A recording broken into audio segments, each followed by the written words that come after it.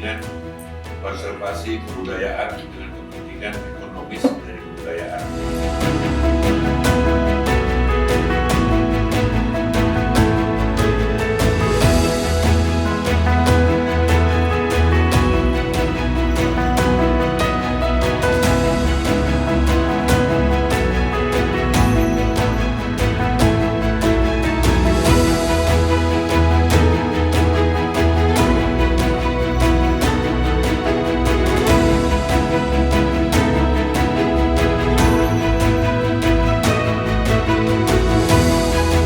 Adanya potensi krisis pangan global sebagai dampak pandemi COVID-19.